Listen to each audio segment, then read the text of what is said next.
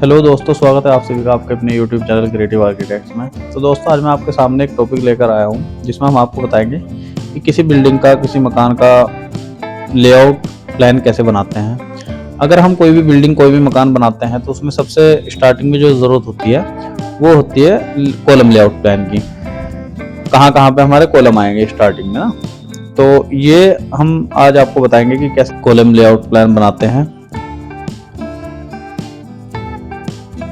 सारे कॉलम्स को हम सबसे पहले सेलेक्ट कर लेंगे, बिल्डिंग की आउटलाइन सेलेक्ट कर लेंगे ताकि लेआउट करने में वहां पे कोई प्रॉब्लम ना हो। अब इनको एक कॉपी करके अलग जगह पे रख देंगे। ये आ गए हमारी बिल्डिंग की आउटलाइंस। इनको हम क्या करेंगे, इनको हम कर देंगे लाइट बिल्कुल। अब हमें क्या करना है, सब पे ना जहां जहां पे हमारे कॉलम्स हैं उनके सेंटर में एक लाइन, एक्सिस लाइन डाल देते हैं हम। जैसे इससे ये तिरछा है प्लॉट थोड़ा ना, तो यहाँ से यहाँ तक आएगी। तो ये बन गई हमारी ना लाइंस सारी, जहाँ जहाँ पे हमारे कॉलम्स हैं।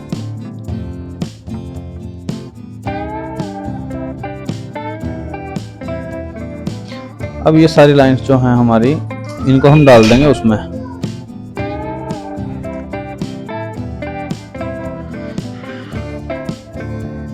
लाइन टाइप में सेंटर लाइन सेलेक्ट कर देंगे सभी लाइंस का। तो ये कुछ ऐसे दिखेगा। अब इसके बाद हमें इन लाइंस को ना नेमिंग करनी है इनकी ना, कि कौन कौन सी लाइन किस तरीके से है। तो एक सर्कल ड्राफ्ट कर लेंगे हम किसी भी साइज का। अब उस सर्कल के अंदर नेमिंग कर देंगे ऐसे ABC करके ना, और 1 2 3 करके।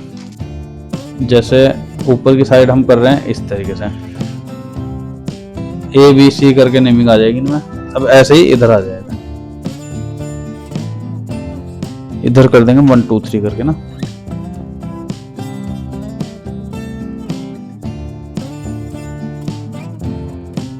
अब इन सबको सेलेक्ट करके इधर कॉपी कर देंगे, क्योंकि लाइन तो सेम ही चलेगी सारी।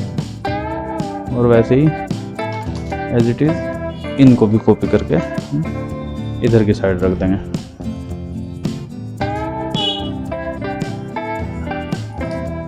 अब इनको नेमिंग करने का जो मेन मोटिव है ये वो है कि जैसे हमें क्या होता है, साइट पे लेआउट करने में कोई प्रॉब्लम आ रही है और हम साइट पे अवेलेबल नहीं है, तो क्या होता है, जैसे इसका इस वाले कॉलम में प्रॉब्लम आ रही है तो इस कॉलम को वैसे कैसे समझाएंगे कि भाई इस कॉलम में दिक्कत आ रही है, ये कॉलम सही नहीं आ पा रहा है, इसमें 1 इंच का, 2 इंच का, 10 इंच का, जितना भी फर्क आ रहा है वो इसमें आ रहा है। तो वो कैसे समझाएंगे फोन कॉल पे या कैसे भी करके। तो बताएंगे कि नंबर 4 रो में B कॉलम, नंबर 3 में B, नंबर 2 में B, या नंबर 5 में A, ऐसे करके वो किसी भी कॉलम में कोई प्रॉब्लम आती है तो वो इस तरीके से हमको बता सकते हैं कि भाई इस कॉलम में कुछ प्रॉब्लम आ रही है और ये अपनी सही उसमें नहीं आ रहा लाइन में ना। तो इसका मेन वो ये रहता है कि लेआउट करने में कोई प्रॉब्लम ना आए किसी भी तरीके से ना। तो ये बन गया इसका लेआउट प्लान कॉलम का। अब सेंटर टू सेंटर इनकी डिस्टेंस डाल देंगे हम। जैसे ये है, यहां से यहां तक की डिस्टेंस आ रही है हमारी। अब ऐसे ही इस वाले की कॉलम की।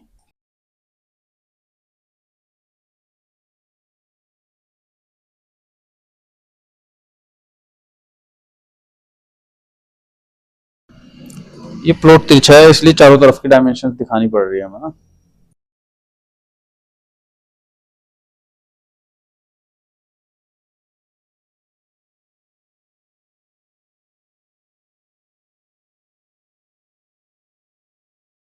तो कॉलम लेआउट प्लान का तरीका जो होता है वो ये होता है बनाने का ना।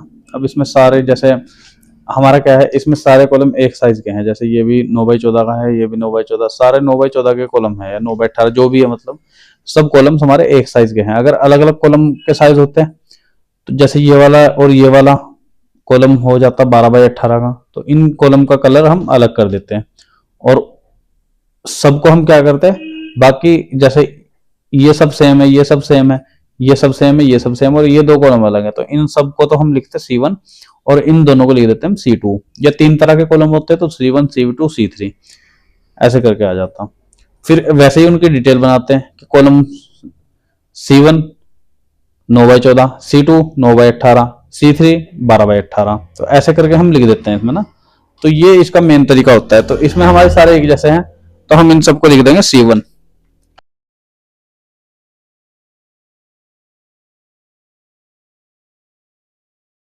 तो ऐसा कुछ होता है हमारा ना कॉलम लेआउट प्लान।